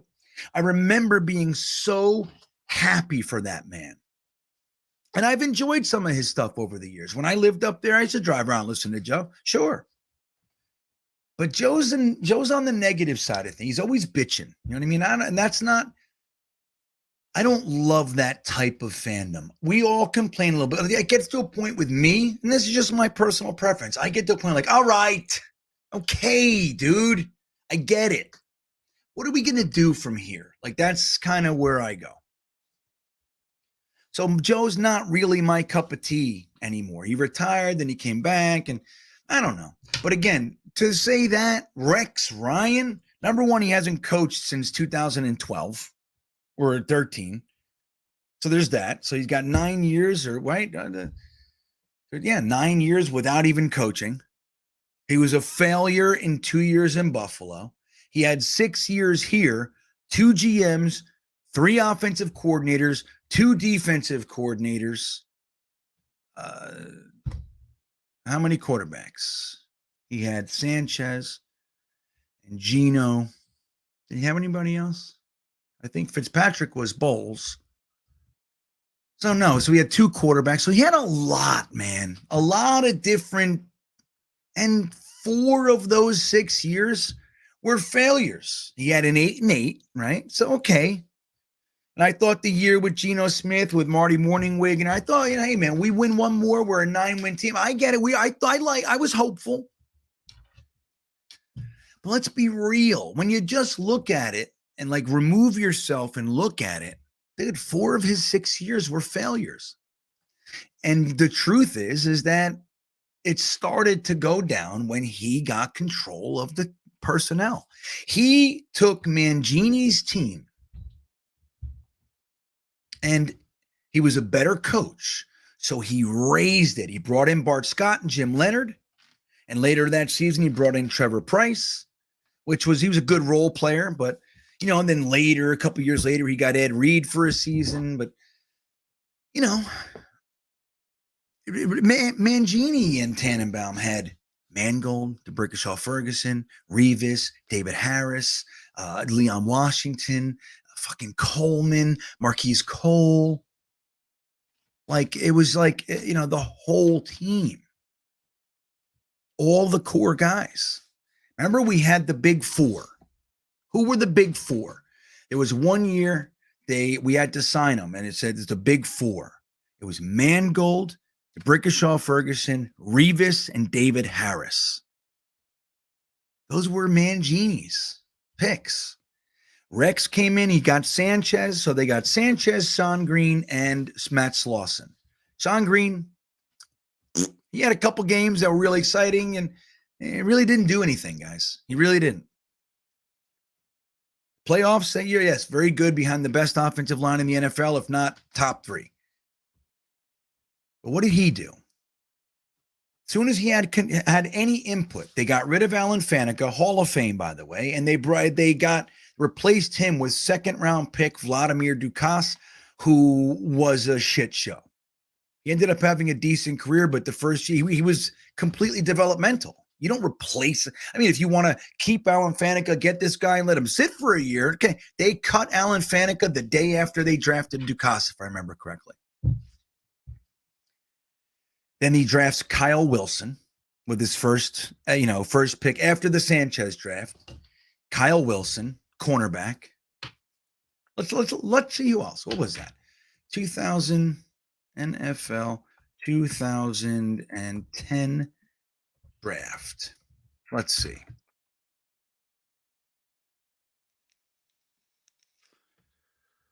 Let me just see here. Yep. Okay. I'm going to show you guys this. I haven't looked at this one in a long time. And then I look at the few super chats and I'm going to get out of here. I got to do the fucking morning show, man. I'll be with you guys in a few hours. So I got to chill. So let's look at this. So let me see. Yep. Okay.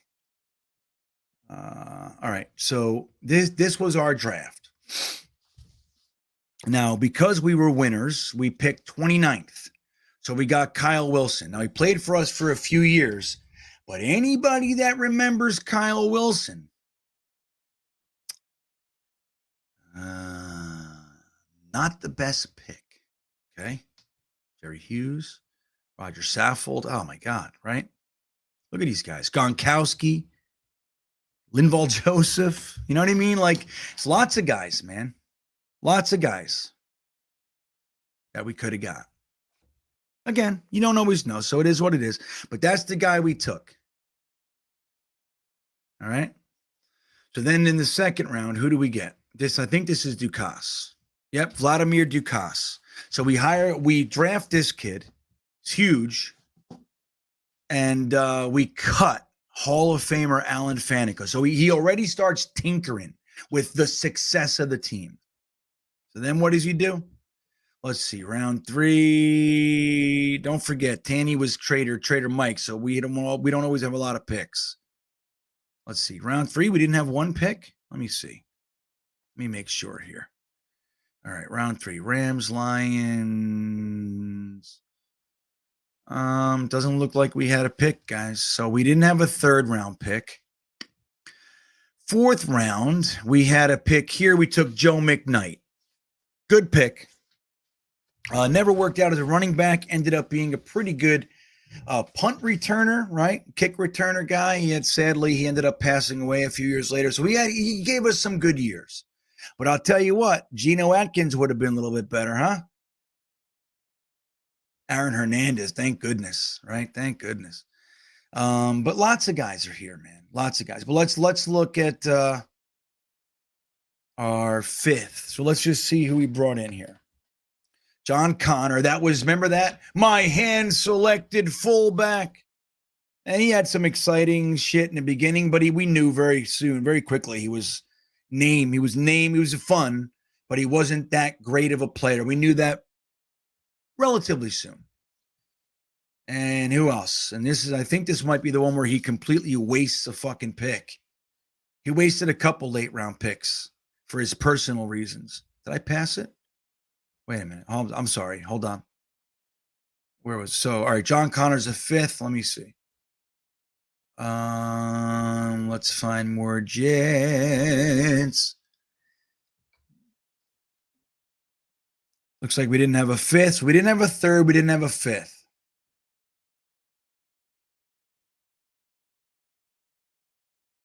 Jeesh. We didn't have a sixth either. Did I pass it? Come on. Lions? No. Wait, did I? I can't. I feel like there's no way. So we didn't have a third. We didn't have a fifth. We didn't have a sixth. Yeah. And let's see if we had a seventh, for God's darn it.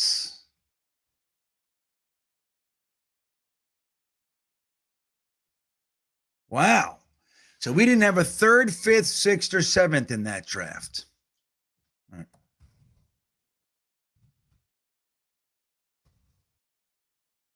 Just make sure. Yep. So this is what we had. So we had a fifth. So we got Kyle Wilson, Vladimir Dukas, Joe McKnight, and John Connor. That's Rex's first draft after the Sanchez. So the Sanchez draft, we had 3 picks. And this draft, we had 4 picks. So in 2 years, we had 7 new players that came in. All of them, except for Matt Slauson, was very good. Dukas, like I said, he ended up having a decent career for other teams, not for us. Joe McKnight ended up being a good returner, and I understand why they took him. He was exciting at a USC. Kyle Wilson, terrible pick. Terrible. Remember, he couldn't turn his head? Remember that shit?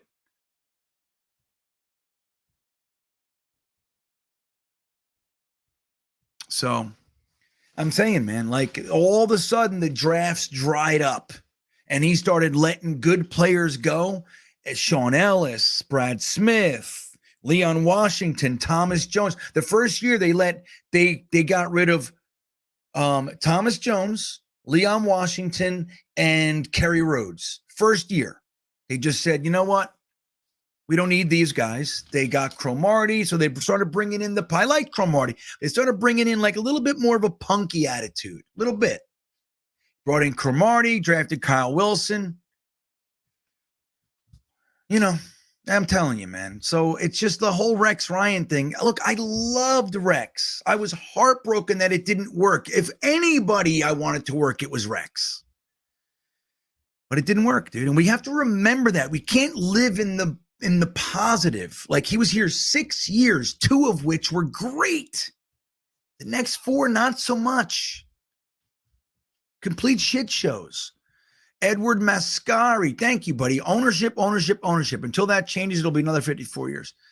Yeah, I don't know. I disagree. I understand why everybody says that, but I don't agree. I think now if ownership steps in and fires, excuse me, Joe Douglas, yes. For many years there, after Tanny, they were tinkering. But look, Woody, you got to give him credit, man. He didn't pretend to know what the fuck. He went out and hired firms. They're supposed to be pros. They're supposed to pick you the right guys.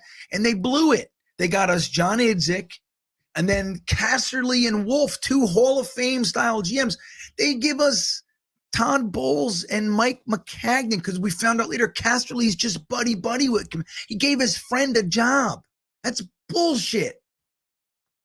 But we got to credit Woody for doing that. And Woody's never been shy about writing a check. Mike McCagnon said, I want to pay CJ Mosley $5 million more per year than anybody's offering. Sure thing. Here you go. He gives his GMs the money. Now, Joe Douglas is the first GM in 10 years that we've had that it's like actually physically, like, you know, as far as authority is above the head coach. Idzik was not above Rex. Tanny and Rex, while Tanny was his boss, they were kind of on even footing. Once Tanny was gone, Rex was the boss over Idzik. Then we fired them. McCagnon, dude, we hired the coach before the GM, and they both reported to Woody. Then Christopher Johnson with Gase. I mean, shit, we had an offensive head coach and a defensive head coach. Remember that? Greg Williams was the defensive head coach. What?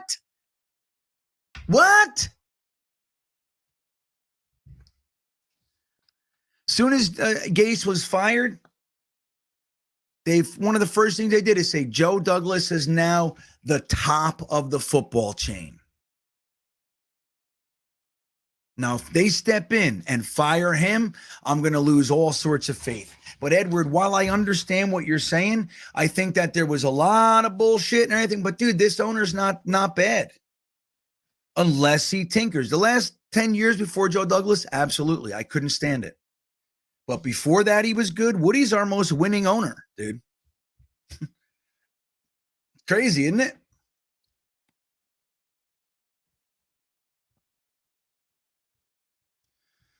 All right, we gotta wrap this up though, guys. Sully, thank you, buddy. I appreciate it. He says, fix the offensive coordinator, quarterback, coach as soon as possible. They can't give up on Zach yet. Still room for improvement. I haven't been a fan of his performances, but him panning out would be ideal. I'm not itching for a $37 million Derek Carr.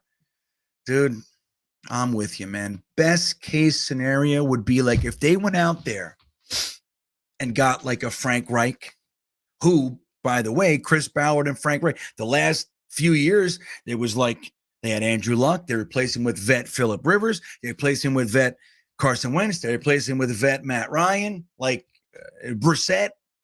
Like, how about let him develop? He developed Wentz in the beginning, and he looked great for the Eagles. So if we went out there, let's say hypothetically, we just hire Frank Reich. He's a assistant head coach, quarterback coach. LaFleur still calls the plays, but whatever. I think Zach's got a shot. Not with these two. I don't see it. And with all due respect, I don't see it. Like Zach, his career can't be over, guys. You know? He's fucking 24 years old. It's crazy.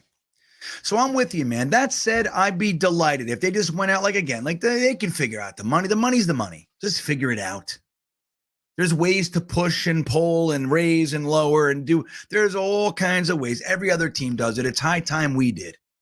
You know what I mean? It's high time we did. So if that's like, if they went out there and they just said, hey, look, we're trading Zach Wilson and a third round pick for Derek Carr, whatever. You know, I don't care what it is. They said, we're trading Zach for Derek Carr. We're trading Zach, CJ Mosley, and Denzel Mims for Derek Carr and Devontae Adams or Elijah Moore. I'd be like, boop. That's what I'd be doing. Oh, my God. Money aside, figure it out. That ain't my responsibility. Figure out the money. I rarely worry about money out here. I talk about it, but that ain't me. Figure it out. I know, I get it, Sully. I do. But I'd be excited. Best case is still if Zach, but you can't just, you can't put your eggs in that basket. That's the thing. Maybe a few. You got to keep some eggs out here, buddy, because he's been breaking eggs. He's been breaking eggs in his basket. Okay, real quick. Let me see something. What was our next draft like? Let's see. This was our next draft, just so we know. So we got a first-round pick. We took Muhammad Wilkerson, defensive tackle. Then we followed that up with defensive tackle Kendrick Ellis. Then we got Bilal Powell, Jeremy Curley, Greg McElroy. Oh, and this is one of the ones that he gave away. This was Scotty McKnight was a complete waste of space. He was very good childhood friends with Mark Sanchez, and Rex decided to throw Sanchez's friend a bone. Scotty McKnight was on the team for mere months, and he was gone. So, again, here's our GM now. They're using whatever picks they have, late-round picks, to hit, and they're getting undrafted free agents that hit. This regime, they're throwing away sevenths. Throwing away sevenths? What the hell's the matter with you? There used to be 12, 15 rounds. 7 was dead smack in the middle. 7th round picks aren't garbage. But again, I didn't love the Muhammad Wilkerson pick. I think that was the year. Who did I want? Melvin Ingram. That's who I wanted, dude. Fucking Melvin Ingram. I think that was the year. All right, fine.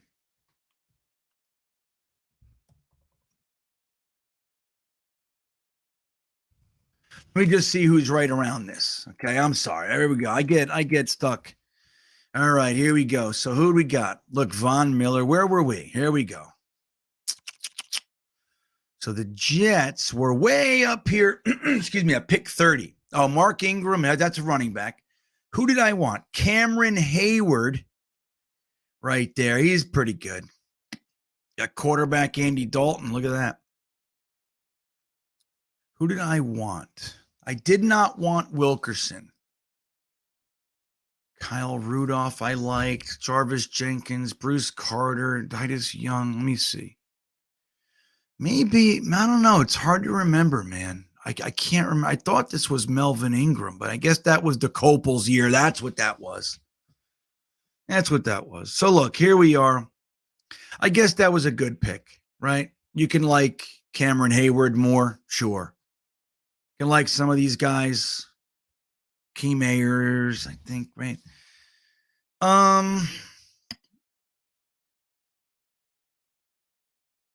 Snooski. Yeah, I mean, you're not really talking about any of these guys in the first round. Randall Cobb, I know. Justin Houston, DeMarco Murray, right? Hey. All right, so anyway.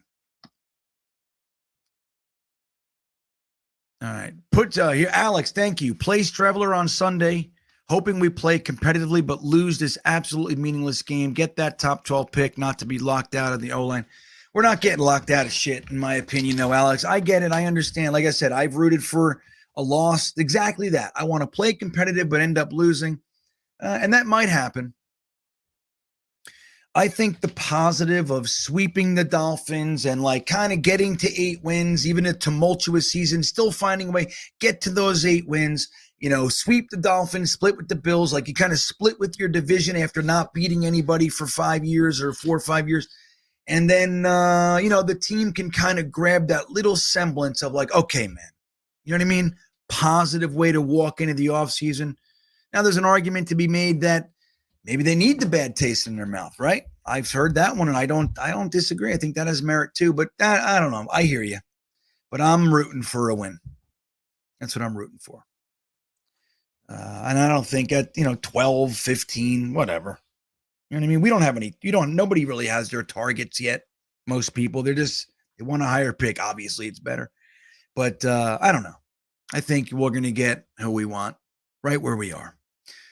Guzman checking back in. Thank you, buddy. Under different circumstances, 8-9 record would have been considered a success. I hope Zach can turn it around. Yeah, well, if it takes 9 years to turn it around, he ain't going to be here, right? But I'm with you, man. Under so many other circumstances, this was, like I said, if we won 4 in the beginning and then 4 now, everybody be like, fuck yeah, man, this team's on its way. But it was a collapse. And that can't be painted in a positive light. It just can't. It's too difficult, right? Alex, but I'm with you, man. I really am, Julio. So many other ways about it. This would have been a great success this season. Again, splitting with the division, overcoming lots of the stuff, shaking shit loose, 1,000-yard rookie, receiver. Another found an undrafted free agent running back. That's a stud after Breece Hall and all kinds of good stuff. But instead, it's a late season collapse and we blow. Alex, thank you. He says, if we bring in Carr, I'd like an experienced offensive coordinator, Reich, Monken, et cetera, who can elevate him. And Greg Olson as a quarterback coach. Mike LaFleur doesn't have what it takes. That's an interesting point. Here's the thing I would say, though. LaFleur's offense is kind of known, like Shanahan's offense is very quarterback friendly. So Mike LaFleur could be exactly the guy for Derek Carr. Like, he's not a guy that's really looking to be elevated. He is who he's gotten there. He's gotten there. Now, you want, like what you're saying here, in the event Carr starts to slide, you want somebody that can professionally capture that. No. And we're going to stay here. Now, I don't know if LaFleur or Calabrese can do that. Like, right, you give Derek Carr, he's a 9-year vet, to a second year, a third year Calabrese. He was a quality control coach 2 years ago. I don't know, how much respect is he going to have for him? Unless he's like, knock it out of the park, fucking brilliant. I mean, I don't know. I get it. I get the thinking though, Alex. I really, really do. Hugo GV, thank you. I'm from Fresno, California. Derek Carr and Aaron Judge are good friends from Fresno State. He will convince Carr to come to the Jets. Oh, there you go. That's another angle, right? Aaron Judge saying you're going to love New York, Derek. Don't worry about the cold. It's never cold. Global warming. It's fucking January. I was out in a t-shirt in the park today with my kids. I was in a t-shirt. Now a little windy. I put a little hoodie on for a little bit. It's January. It's supposed to be brutal. New York's fine. It's a good point, Hugo. I like it. I like how you're going. Alex, JD needs to bring in some new pro scouts to run free agent. I'll tell you what. It's one of the gripes. He's found some good ones. But, dude, he's found some clams. The thing is, like, everybody loved Laken Tomlinson. Everybody. And these coaches played with him. They had him 2 years before, a year before. They loved him. What the hell happened to this guy? But I'm with you, man. This was an important free agent class. Now, he knocked it out of the park with DJ Reed, and thank goodness he got Dwayne Brown. He wasn't perfect, but holy shit, was he necessary. And then after that initial injury, he ended up playing, the rest of the season well. He's healthy. But shit, man. Who else? Jordan Whitehead's kind of, I don't know, man. He's not looking good. Not looking good. Who else? Oh, yeah, you got Uzoma looks good. He had those drops in the last week's game. But other than that, he's been fucking awesome, man. Really, really solid blocker. And when asked to catch, to go out, he's been great. It's been minimal, but he's been great. Conklin has that potential to be great. He had 6 catches in the last game. But boy, oh boy, has he made some key drops, dude. So frustrating. But I think like, Uzoma, Conklin, Reed, Tomlinson, hopefully, but Dwayne Brown, I think these guys, like, they're good, man. They're good players, and maybe the first year together, maybe we give them more than that. I don't know. I'm with you, though. The pro scout, you might have some learning to do. You gotta vet this stuff, man. But DJ Reed is a fucking slam dunk. Edward Mascari, thank you, buddy. He says the Jets should have never drafted Geno Smith and wait the next year and taken Derek Carr. Yeah. In hindsight, right? Let me tell you something. Geno Smith, Edward, was widely considered the best quarterback in that draft, and he was going to be a first-round pick. All right? There was talk of him being a top 10. And then when the Bills took Emmanuel over him, because of his hands. Remember that? He has 12-inch hands. So they took him over him at the end of the first. I mean, getting Geno Smith in the second seemed like a coup. And he was very good, dude. He was a bonehead. But he had the legs. He had the arm. He was accurate. He had all of it. He was a bonehead. And then he got his jaw broken and it was over. You know what I mean? It was kind of that side of shit. So again, hindsight, absolutely. Absolutely. Who knows? But Derek Carr could have been the guy that we all hated and ruined his fucking career. And Geno Smith could have gone and been great because he had the talent. You had the talent. I hear you, bud. I do. But again, using hindsight's kind of, we do it all the time. I'm not judging you. I'm just saying, like, it's a little easier now. I loved the Geno Smith pick. I thought, what an amazing thing for that guy to slide. Finally, a good quarterback, a first-round quarterback slides to our pick. I couldn't believe it. Radovan, what's up, buddy? He says, off topic, why won't Ulbricht ever blitz? I understand his philosophy, but blitzes create turnovers. You want to know why? Let me show you.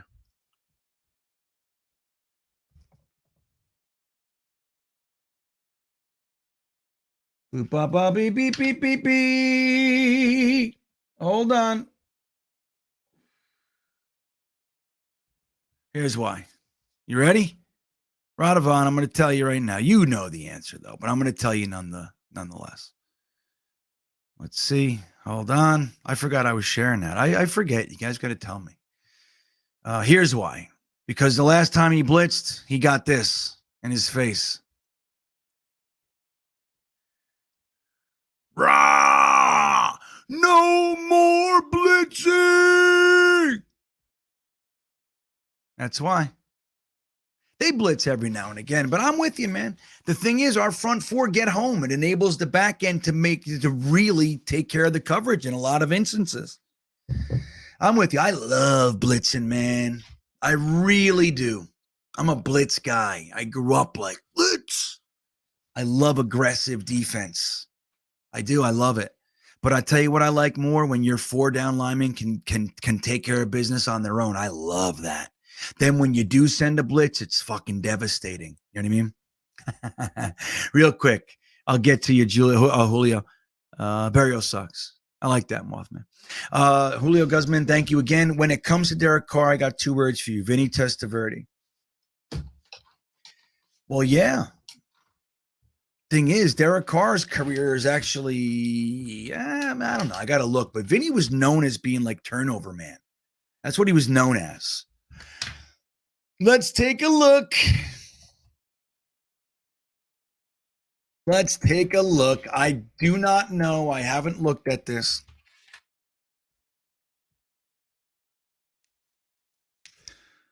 Let's see what it looks like. Pro Football Reference. Let's see. So he came here to the Jets in 1998. He was at Baltimore for the 2 years before that, but really it was Cleveland, right?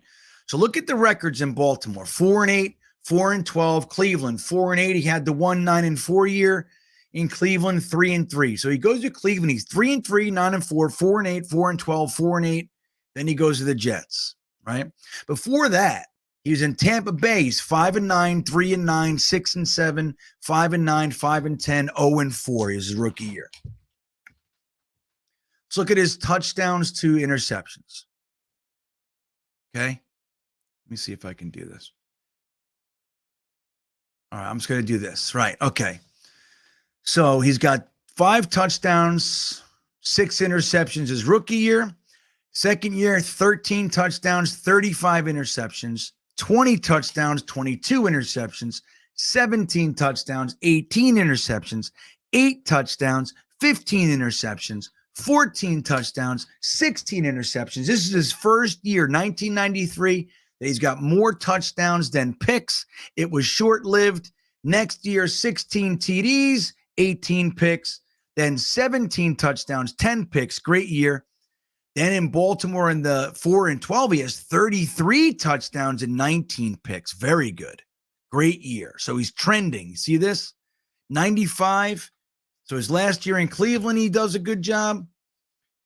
And then he throws for $4,000 his first year in Baltimore, 33 touchdowns and 19 picks. Just moving towns. The whole team's the same. Just move towns. 97, he goes 18 touchdowns, 15 picks. Nice. Then he comes to the Jets, 29 touchdowns, 7 picks. Year after that, he goes 1 game for us, 1-1. Then he goes 21 picks, 21 touchdowns, 25 picks. Then he has kind of a even 15 and 14. Jesus, come on. Come on. Sorry.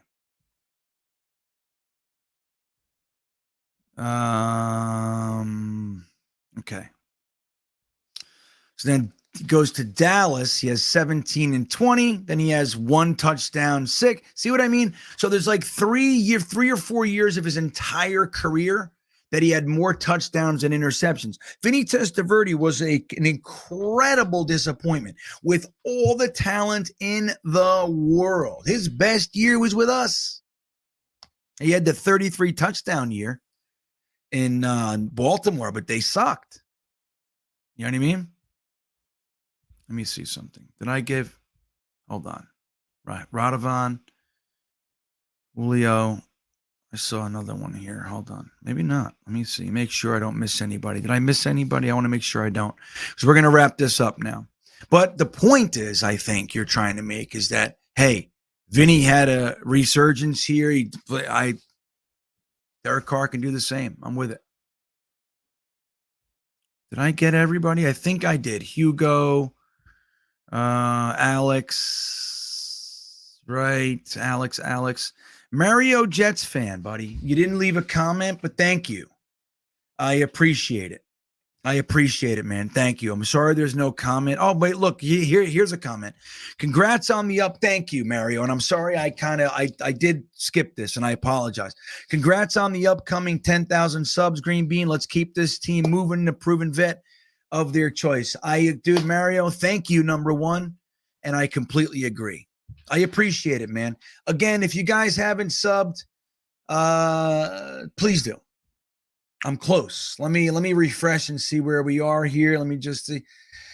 I got 2 more so we are 93 away, 93 subscribers away from 10,000. Guys, I appreciate you more than you know. If you want to join the Stream Beans, which is the stream membership for online, you'll get a couple, maybe 1 or 2 private mocks. You'll get the emojis, the ever-growing emojis, and which is really fun in the chat. At least I like it. And then you'll get free super chats each month as well. That's a $4.99 single tier. There's not a bunch of tiers like my other thing. And then there's the beanbag. You can do that by hitting the join button underneath, or you can join the beanbaggers. The link is in the description. That's a little bit more entailed. There are 3 tiers, all kinds of additional stuff that we do in there. And either way, I'm really grateful for you guys. Thank you. But the best thing you can do, the easiest thing, is hit that like button and the subscribe button, and I will be very, very grateful. So that all said, let's end this thing. Next show, I'll have accounts set up so I can just send you the bread right on. No sweat, man. You don't have to worry about that. Again, this never is intended to be guilty. I want you to know that. Never. I'm just letting you know to remind you, if you are interested, just know it helps the channel a great deal. It helps me. And I appreciate it, man. Like, I'm out here. I don't work. I'm a homeschool dad. I do a lot of that shit. You know what I mean? My whole life flipped over. I was an executive for many years, and now I'm just trying to have this supplement so it can help. That's all it is. That's all it is. You know, that's why I can be with my kids. That's what I'm trying to do. Shit, it's tough. I'll tell you, man. It's hard to, literally make, 200 grand, 180 grand less. It's an adjustment. Let me tell you. It's an adjustment. But anyway, guys, I love you. Julio, thanks for checking in again, man. You've been great tonight. I sincerely appreciate it. Oh, and thanks for the sub, man. Thank you. Stop sharing the screen. Oh, there it is. Thank you. Thank you for reminding. Look, see, Matt. Thank you, buddy. You guys are the best. But Julio, thank you. Hawk, thank you. Hey, Egerton.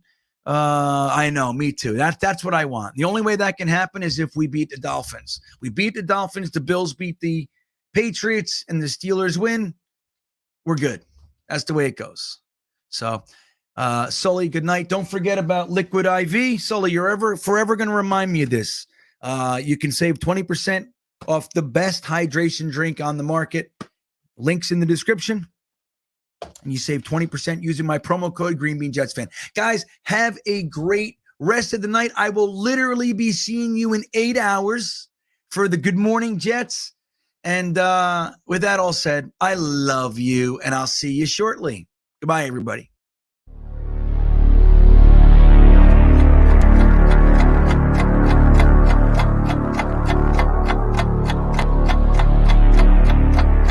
I think he's going to be day one, a violent vertical edge setter.